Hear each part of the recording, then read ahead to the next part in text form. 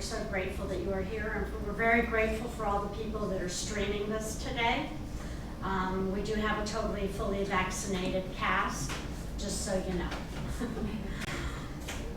Welcome to, I've got to put my glasses on for this, to Survival Salon.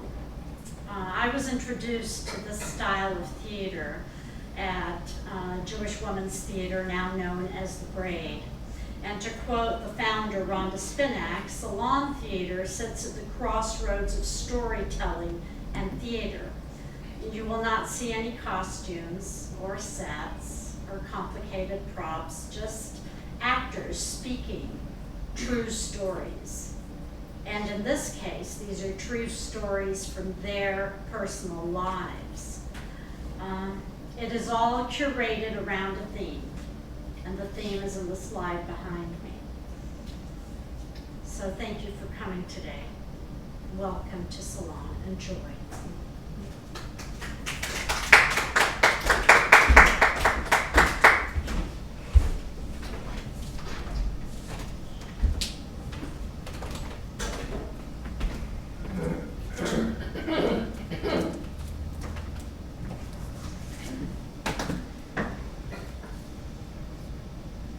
Another showcase, Springer show. What's the point? I am a comic called Jimmy Cox, a would-be late show guest, a neurotic alcoholic of the recovering variety, making my way towards the toxic human waste pit called Sunset Boulevard, Hollywood. It's a Tuesday night and the country is opening up. We survived COVID. Or did we? I'm heading to the Comedy Store for a show in the Belly Room.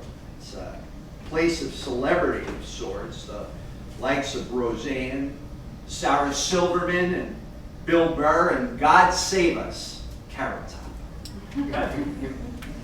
A man of a certain age trying to make it in a stand-up where 20 million others, all of the 20-something variety, are making the same attempt. The set doesn't even happen. Nobody even shows up. Walking back to the Pep Boys company car, parked 10 blocks down Sunset, the real job. Nah, comedy acting is the real job. But of course, Pep Boys, not Saturday Night Live, is paying the rent today. Buddy, can you help me up, buddy? Can you help me? No, over here.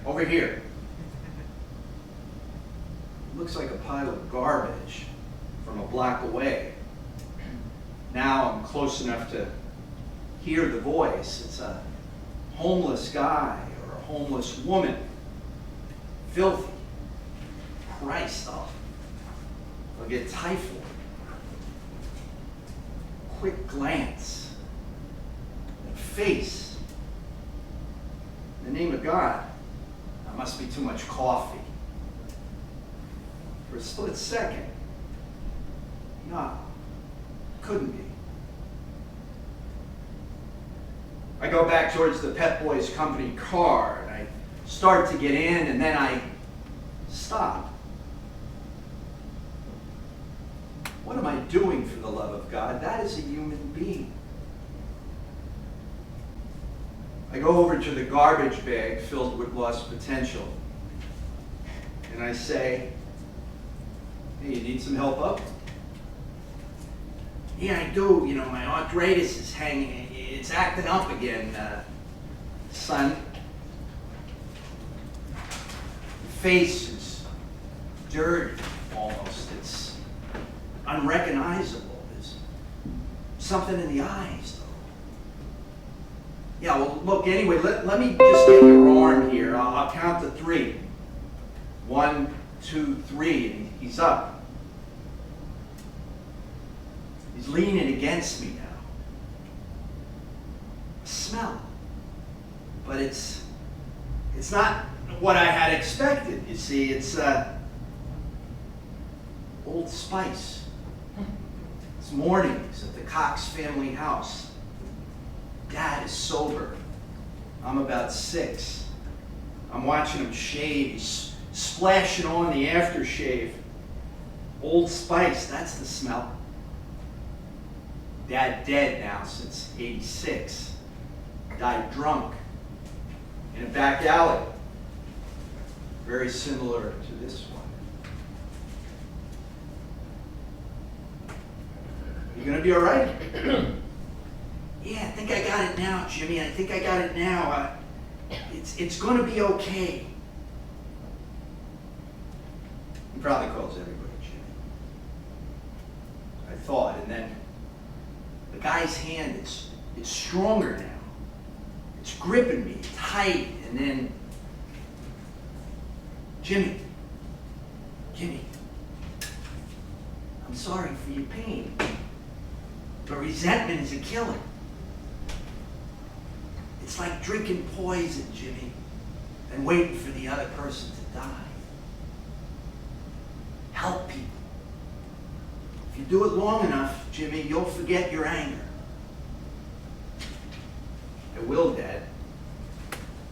I will. And that's how I ended up volunteering at Leisure World.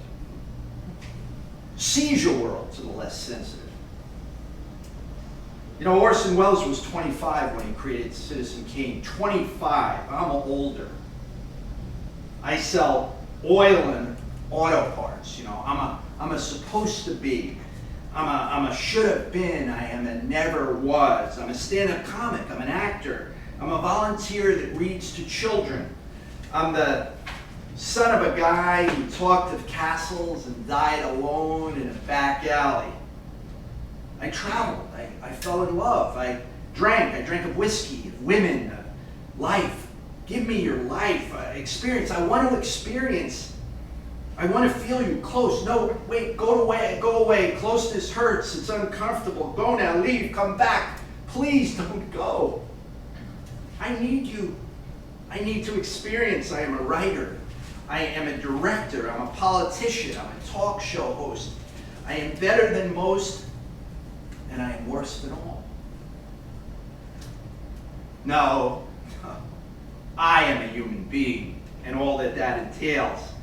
And I survive about caring for you and you and you and you and you and you. Marge is on the couch now at Leisure World. She's staring at the TV. Marge is 90. She has no hair. At noon, she's lying on the porch. She's 16. She is radiant. She is sun-drenched. Eons away, someone loves her. He loves her. He hurts with his love. Love, she is beautiful. We need to open our eyes. Turn off the stereo. Slow down the car. Say hello. Look in their eyes. The 80-something who's watering the lawn, a smile as she thinks of a lover from long ago. A split second, but it's all in a look. But we have to look. We have to care. If these human beings are dying, it's in our own mind, our perception. Look again. Smile. Say hello. Pay attention. And just maybe, Marge will get up off the couch and dance with you. I have a secret for you if you don't know it already. Now listen carefully. When we love, we survive. Live.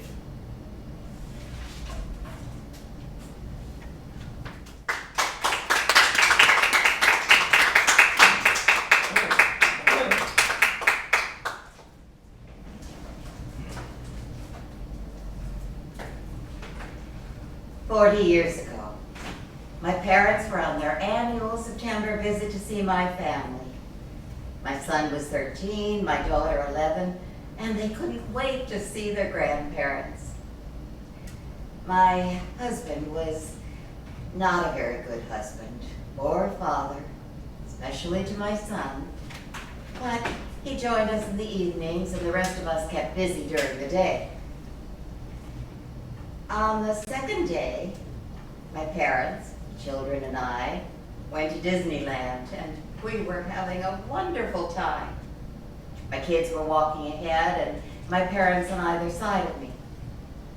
Suddenly, a chill went through my entire body, and out of nowhere, I heard this mysterious, frightening voice say, "One of them is going to die." I shuddered, but said nothing because I seemed to be the only one who heard that voice. The next day, we were walking on the grounds of Ambassador College, and my father was next to me. Suddenly, a chill went through me again, and out of nowhere, I heard that same awful voice. And this time it said, "It's him. He's the one who's going to die." 2 days later, the last evening of my parents' visit, I was in the kitchen cooking dinner. My mother asked when the Emmy Awards would be on, and my husband named a date. Well, he happened to be wrong, and my son said, "No, I think it's on such and such a date." He happened to be right, but my husband flew into a violent rage, screaming at my son for daring to correct him, swearing and calling him vicious names. My son was humiliated. He started to cry, and he said, "He always does that to me, and I can't stand it." And he ran into his bedroom. My father was furious, but instead of saying anything to my husband, he went into my son's bedroom to try and comfort him. He sat on the edge of the bed, and he said, "Please don't cry. Everything will be all right." Suddenly, my son cried out, "Mommy, Mommy, something's wrong with Grandpa," and I ran in.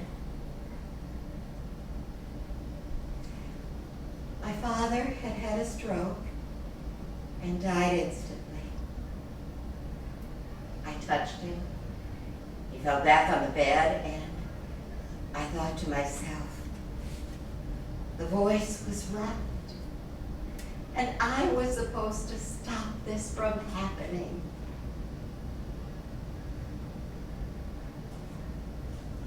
What followed for me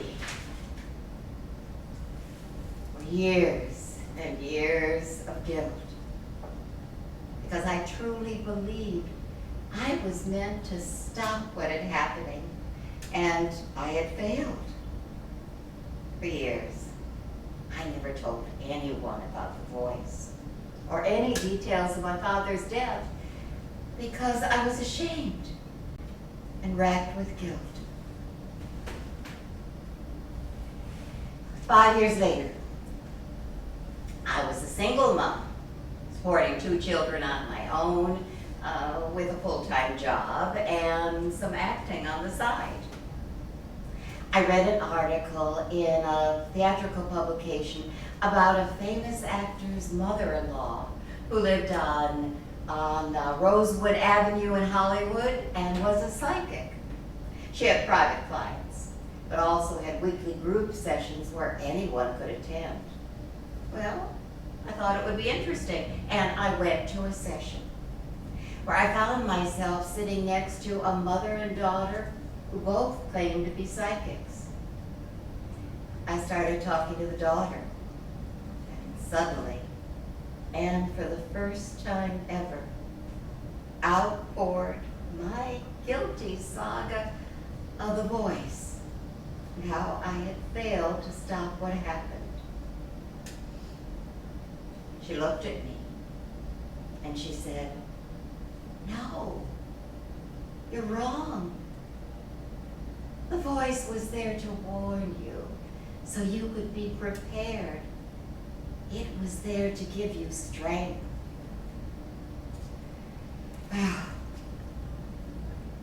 That thought had never occurred to me before. But I did start to view things differently.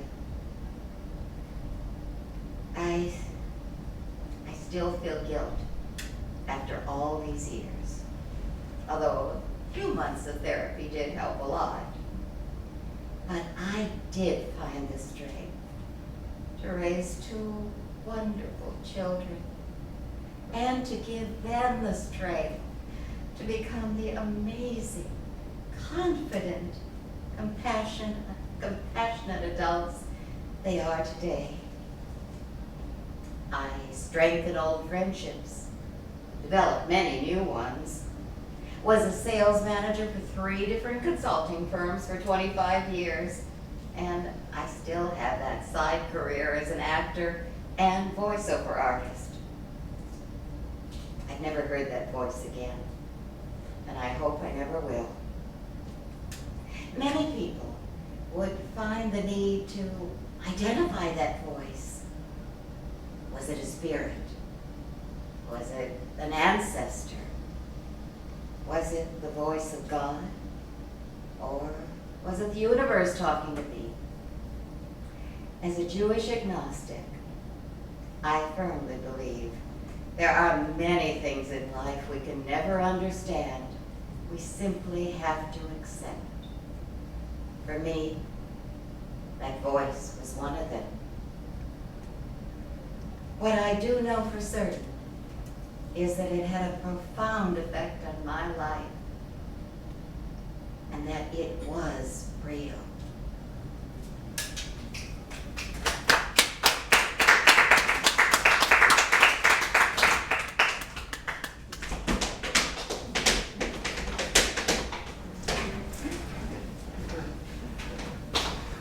I didn't know what was wrong with Mom, who was in bed reading Variety. She never did that. Mom said there's an equity audition for 2 jet girls and male dancers for West Side Story. My cup of tea. After all, I was on scholarship at the American School of Dance.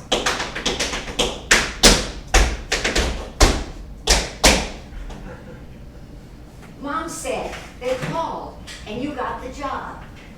Nikki, if you are home by midnight, you can be in it. Thanks, Mom. I hope my car will make it up the hill. I'll ask my brother Tom to put more gum wrappers on the car lights. Oh, I have to remember the pitcher of water for the car battery, just in case. While I was rehearsing with Pat Boone, Anna Maria Alberghetti, Tony Basil, and more, I was in heaven. At the same time, I was going to UCLA and doing my homework in the dressing room. The men lived like they really were a shark or a jet. But Mom got worse, which was never, ever talked about. I was in a big building at UCLA for cultural anthropology. There were hundreds of students in class. Vicki Burnett, please come to the podium. You have a message. I turned to a girl I'd met and said, I think my mom just died. The message said, come home, Dad. She had died. My aunts arrived the next day. My sister and I sat at the top of the stairs, my 2 aunts. Aunt Dodo and Aunt Edith were clearing out the refrigerator.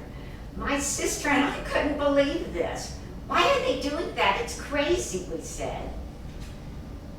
This was a hard time. We went to talk to a rabbi, and no one said anything about Mom. We were all stunned. How could this happen? But Mom knit, she sewed, she worked, she went to night classes, I said. From the rabbi, back to after rehearsal, our director was Bobby Thompson, one of the best dancers in the United States. You may have seen him on Broadway and in movies. West Side Story, he was a shark. Mary Poppins, up on the rooftop right in front. Mame and ballets and on and on and on.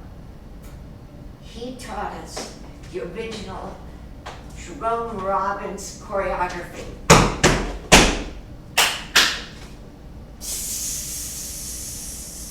Pow, pow, pow!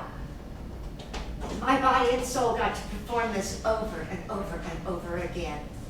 It was joyful, joyful, even with all those knee slides.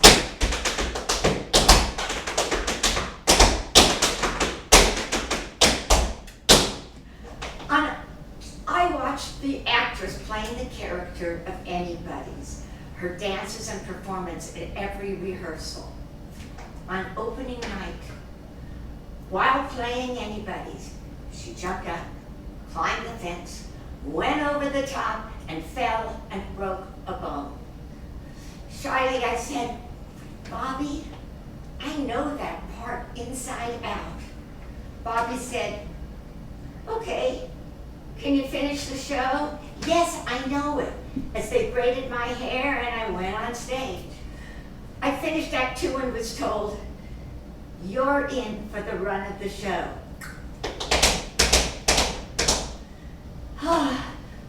But I need to go to my mom's funeral.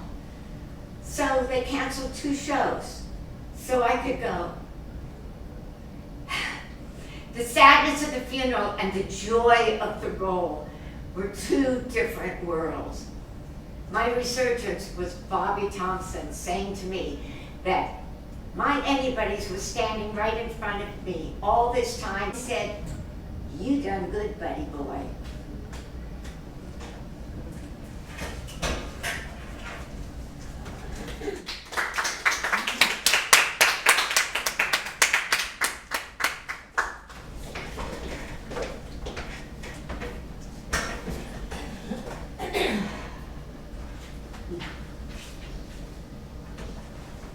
When I was a little girl, I ran around wild and free, hearing stories of when I would talk to everyone on the airplane, running up and down the aisles, full of love and light. Most children are. And then one day, my parents noticed a change that they could never understand. When I was a little girl, I need attention. I need attention. Look at me. Look at me. See me? See me? Mother, please tell me I am of value. I am far too busy saving the world. I used to pretend I was sick just to stay home and get some love and attention. Was it lacking? Or is this a story I made up in my head? No, it really happened. They did do this, so there must have been a reason why. It happened twice with 2 different people. Could they sense the need? I want to yell, "Parents, pay attention!" To this day, I ask myself, was there something wrong with me for it to have happened twice? Both men were people I looked up to that made me feel special and whom I trusted infallibly. Who wants to drive the boat? Says the camp counselor. Sit here. I'll sit behind you. Both hands on the wheel at all times. Stare straight ahead. Now watch where you're going. You don't want to crash. Doesn't that feel good? Does it feel good? Do you like it? The boat stops. My turn to ski, I jump in the water, feeling cleansed yet dirty at the same time. A million thoughts ran through my head, none of it making any sense. Back in the boat. Do you want another turn at steering?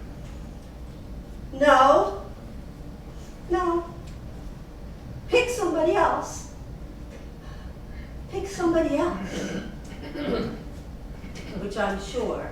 he did. And the next time? My parents always opened their doors to everyone. Our Passover Seder was a place where people with no place to go would come. So when it was open, it was accepting. So when a relative came from Israel to relocate to LA, our home was where they stayed. The man played in the pool with me, giving me attention, bouncing me on his lap. I would jump off into the deep end. It was fun. Later that night, he came to watch TV with me in the room, the spare room, where the couch folded out into a bed. Oh yes, right. I was temporarily staying there, giving up my room to one of his children. And again, shh. Don't tell anyone.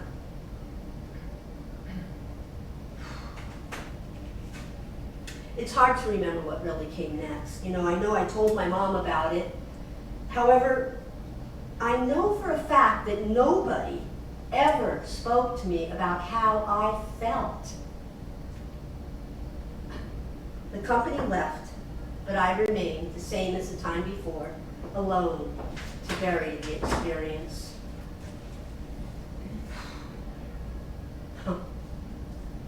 These stains last. They do not disappear. Talk about them. Acknowledge their existence. Don't throw them under the rug, these ugly things. They can eat away at you, steal your faith in mankind, and leave you hiding from yourself, from others. We ask ourselves why so much of this exists in the world today. Why is evil so accepted? Followers, like a cult, a believed lie becomes an acceptance of sorts. Speak up. Confront your feelings.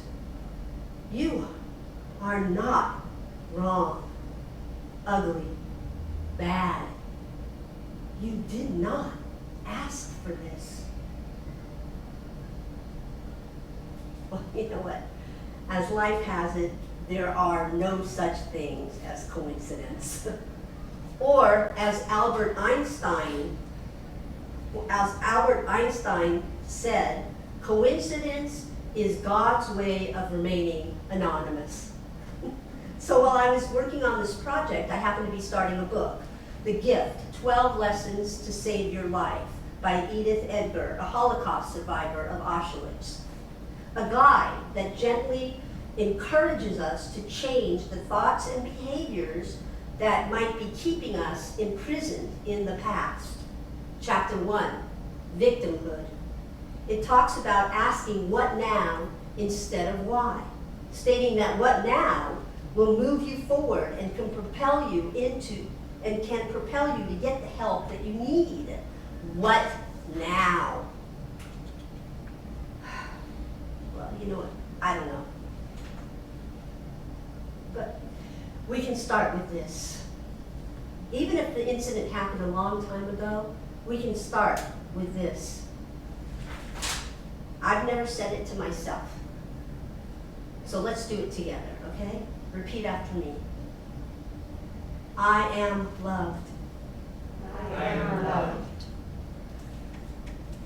I am of value. I am of value. I did nothing wrong. I did nothing wrong.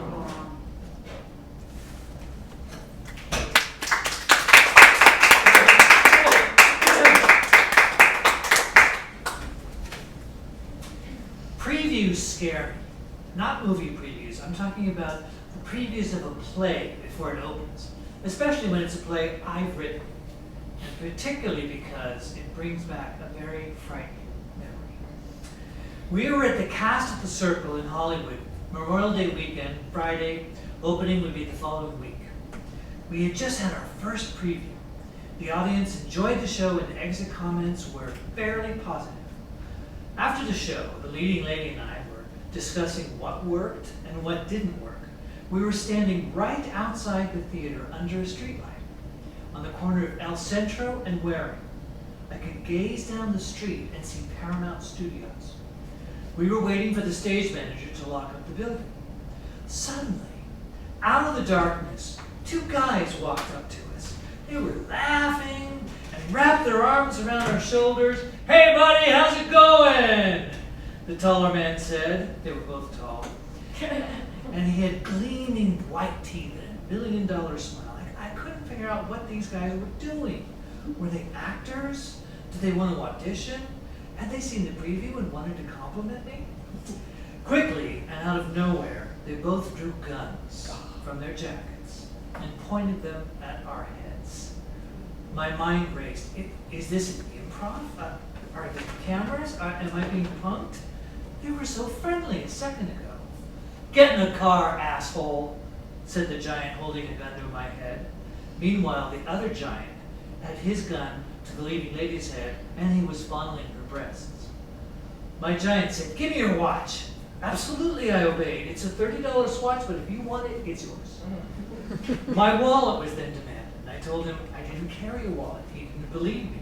He yanked me out of the car, patted me down, and shoved me back. Since it was a long weekend, I had gotten cash, $35. He took that. Then our stage manager bounded out of the theater and came over to us. Now, she was a tough, no-nonsense girl, fresh out of college, small, but definitely the don't mess with me or my people type. She demanded to know what was going on. "Giant 1, said the giant 2. "Let's take the little one as a hostage." And the giant went after her. The stage manager was having none of this. Her mother had ingrained in her that she should never go as a hostage because she'd probably be raped, tortured, and then shot. It would be better to fight and be shot. So she bravely attempted to rectify the situation by doing all the crime prevention moves she'd learned. Kick them in the groin, dig your heel into their instep, mule kick to the shin. But she was so short, and his arms were so long, she couldn't make contact with any vulnerable parts. Things were getting ugly now. We were too much trouble for these guys. They were probably going to shoot us. Meanwhile, I'm thinking, where are all the people? The neighbors, the tourists, the clubbers. It was Twilight Zone quiet. Giant 2 was now slapping the leading lady. He took her purse, the stage manager's bag, pulled me out of the car, and threw me in the street. Then they drove away in my 5-year-old Plymouth with all our stuff. But sitting there, in the center of eerie El Centro, I had the wherewithal to be grateful that we weren't shot, weren't knifed, weren't bleeding, weren't crammed in my trunk. We were relatively alive. 10:35 p.m. No more after the play afterglow. Collectively, we had nothing. No keys, no purses, no money, no access to a phone. We would have to start ringing doorbells. Would anyone actually open their door to a stranger? We rang bells, lights were on, people were home, but no one answered. Finally, a little old, angry but accommodating lady opened her door and pushed out a phone. It was one of those long, curly corn phones with a rotary dial in between the head earpiece and the mouthpiece. I dialed 911 and it rang and rang and rang. Finally, a human came on the line and I explained what had happened. He asked me if there's any blood or broken bones. I told him no, but we were roughed up and psychologically damaged. He said he understood and he was going to transfer me to a service that would take the report. An automated service. I relayed this to the ladies, and that was not welcomed news. The leading lady screamed that she had been assaulted.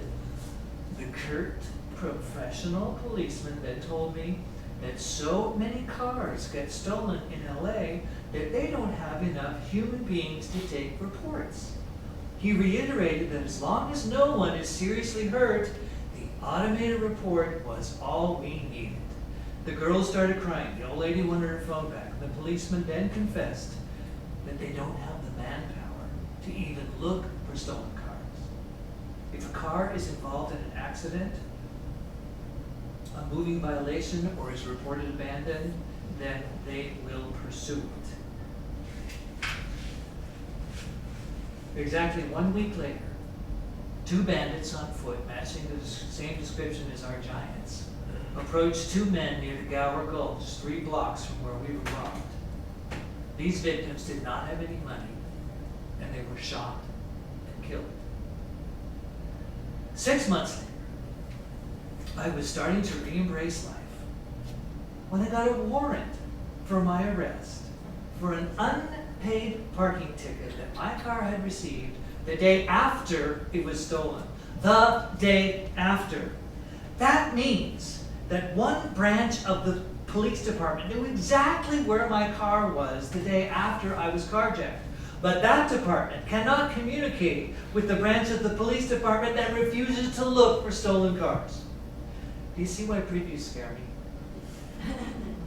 Now, upon further reflection, I realized that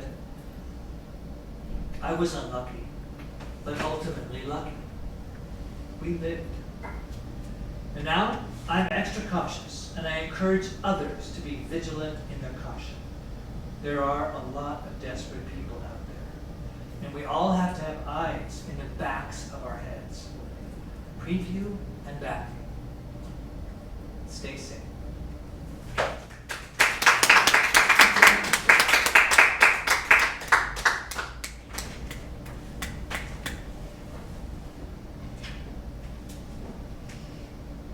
Jasmine's my mother.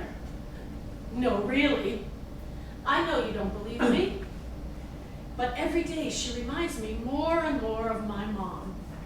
Yes, she's a beautiful black standard poodle, but Mom was referred to as the Poodle Lady of Pittsburgh. Also, there's just too many coincidences that are too mystical to be by accident. Like the way we actually got Jasmine. She traveled to me from Pittsburgh to LA on an airplane, and not in the baggage compartment either. Mom used to visit from Pittsburgh to LA. I've been putting 2 and 2 together. When Mom became ill, and soon afterwards passed. Her dog, Diana, went to live with her good friend, Laurie, groomer and boarder. And Jasmine, quite a few years afterwards, came to me through Laurie's breeder-friend connection. Once I saw the picture of this cute, fluffy black creature looking straight at me, it was love at first sight. Also, her plane trip was another mystical adventure.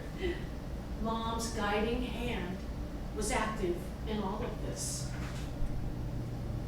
Another similarity or coincidence, not, has to do with the nature of my visits with Mom, which consisted of what I call closet visits. She had many clothes, as she worked as a buyer in the clothing industry in New York. So she always had a bunch of things she wanted me to try on the minute I got back to Pittsburgh. I was the designated donee to my good fortune.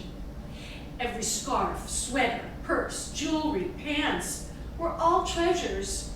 And when we were through, I would definitely need another suitcase. And of course, who donated the suitcase? Mom's generosity knew no bounds. Her name was Dolores. Her friends called her Dee Dee or Dee. Dolores, which means sorrow in Spanish. In Yiddish, it means Saurus. Mom had plenty of that. Mom, are you listening? Our favorite piece of music. This one always reminds me of you. That day in November,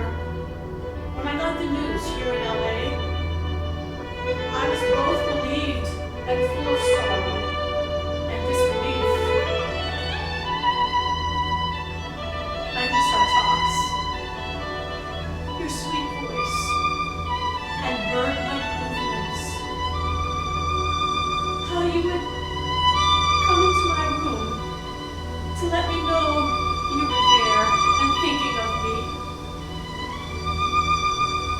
Towards the end, you were so proud that you had gotten so thin. All of our lives, we worried about our weight. You were much more disciplined than I about portion control, but was never shy about commenting on how much I ate. Oh, Mom, whenever I hear this piece Lark is sending, tears flood my eyes. And I'm reminded of the awesome you.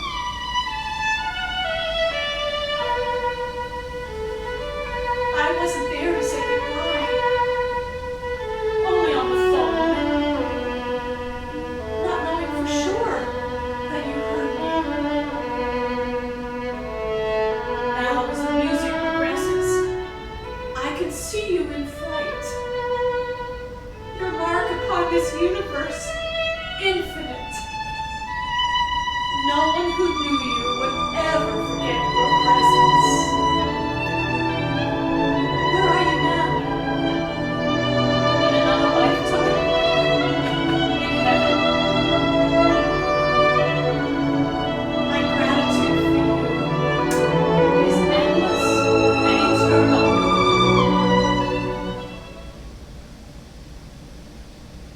Back to you and Jasmine. She follows me into my closet to see what shoes and outfit I pick out to wear. Pretty soon, I'm afraid I might hear her comment on what I'm wearing. Just like you used to do with that discerning eye of yours. For now, she's content to chew my tennis shoes and socks and lick my beaded bracelets. At times, she's finicky about her food, like you, Mom. And she wants constant attention. And who might that be? You wanted me to call you every day with news about something, even when I had nothing. You always had some advice, like a compass giving me direction. The thing I miss the most is your omnipresent opinions, like a good Jewish mother.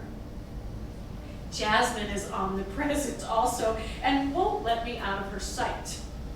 If I have to leave the house, like today, and take the car, she insists on going. Even if it's just to the Rite Aid, one of your favorite haunts. She's very social, and her favorite outing is going to this little NoHo park where she rushes to meet her friends. Her life force is huge. And like you did, she loves to greet everyone. Mom, I know you were a survivor. And I'm a survivor too. Losing you, I didn't know how it was going to go on. But here you are, in the form of Jasmine. Are you two merged into one being? And I'm reminded of you every day. As I listen to our music, and I look into Jasmine's eyes, I feel connected. And I know it's you. Your last and most precious gift. Jasmine, my own little girl.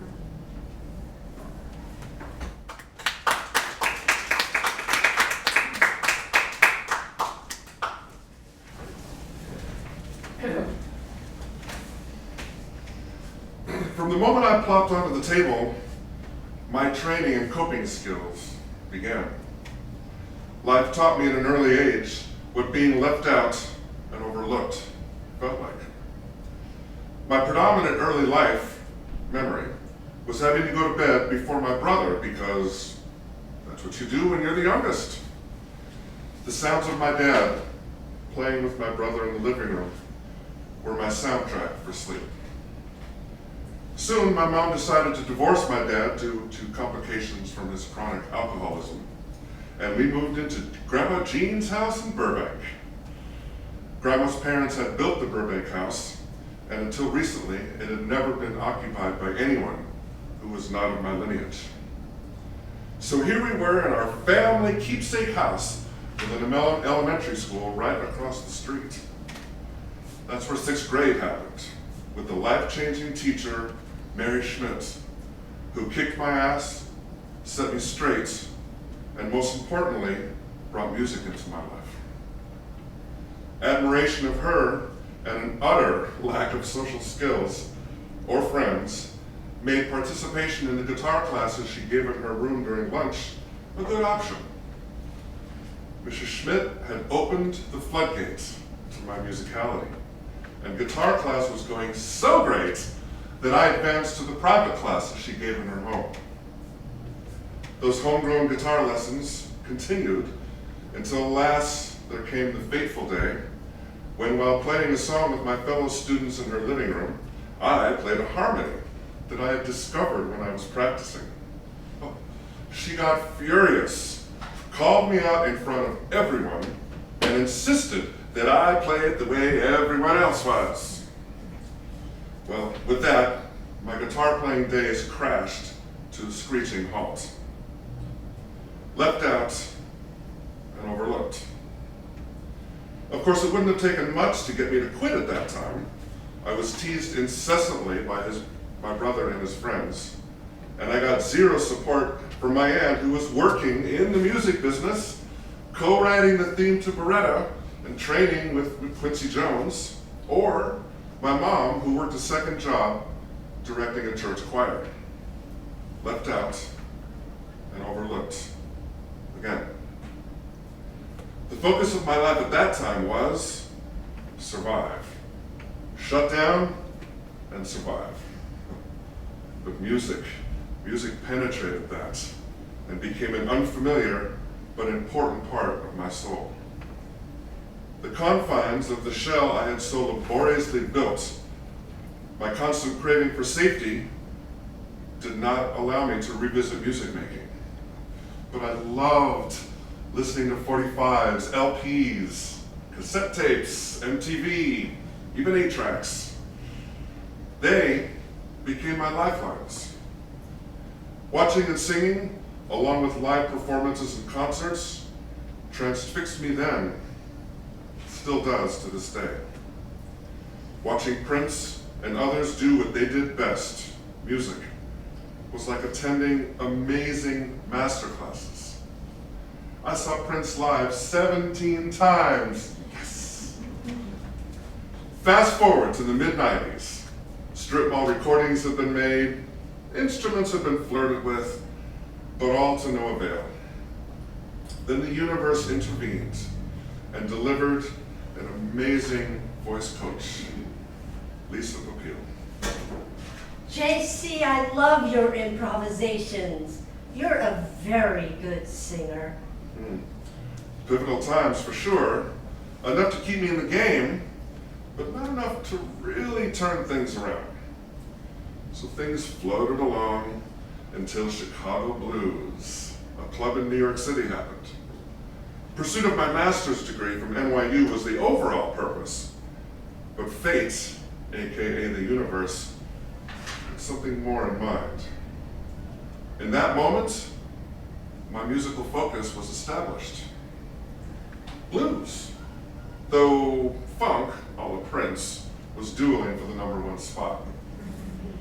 That Chicago Blues moment, combined with my love for Prince, led to the first J.C. Gafford recordings, which inspired me, with considerable ass-kicking from my soulmate Linda, to keep making music.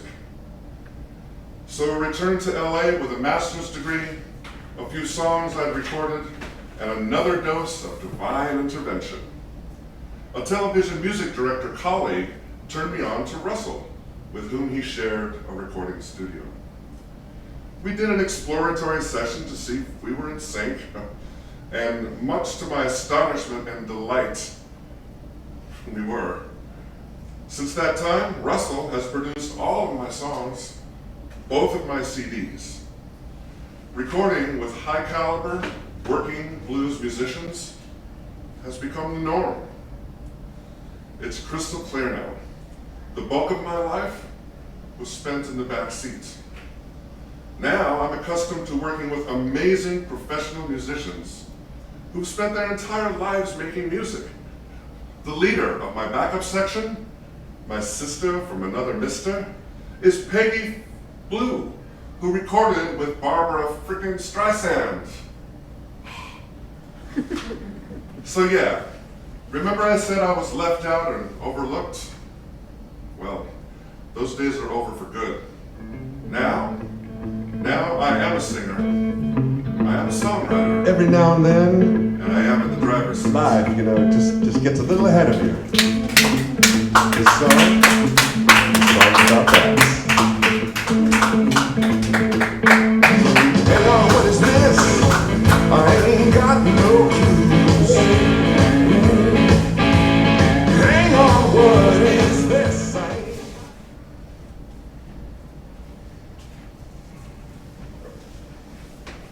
Truth runs deep and can be quite difficult to find. But when it hits you in the face, it's undeniable, unshakable, and life-changing. One early autumn evening in 2010, while working in downtown Los Angeles as a legal secretary for litigation attorneys, a few of my work buddies invited me to Casey's Restaurant Bar, which was located nearby, and which we frequented to socialize, watch Laker basketball games, and have a cocktail or two. So after a fun time watching the Lakers win, and then on my way home, a takeout cheeseburger sounded good to eat later. So upon arriving at my Pasadena apartment, a few necessary tasks got accomplished. The already soaking dishes got washed, the living room got tidied up,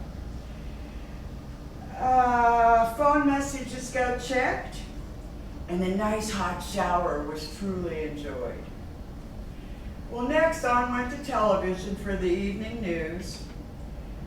And lastly, my cheeseburger was finally put in the oven to heat. For me, this was the perfect opportunity to relax and just rest my eyes while waiting to eat. But not so. Instead, a deep slumber fell upon me. Strangely enough, though, the sleep was like full consciousness. Not sleep as we know it. And not dreaming either, but more like in the moment. Well, simultaneously, the passage of time became non-existent, and my full attention was focused on this intense, burning, stinging discomfort in my throat. Well, unbeknownst to me, the cheeseburger was burning at about 400 degrees, and the toxic smoke was filling my apartment and penetrating my lungs. A growing frustration overtook me, and all my control was replaced by a soft, soothing, floating-like sensation. Well, suddenly I felt like I was in a protective pod where nothing but peace and pure love and safety existed. This pod encased my whole being and wrapped me in the sweetest, all-loving goodness that anybody could ever imagine. In fact, if given the opportunity, the comfort zone inside that pod would have been my choice as a permanent home forever and for eternity. Who knew that this gentle movement was actually towards death, or perhaps the beginning of crossing over, as some say? This whole episode caused me not to even hear my smoke alarm going off. Meanwhile, in the midst of dying, two warm, gentle, gracious entities arrived out of nowhere, like a brisk wind, one at a time and one on each side of me.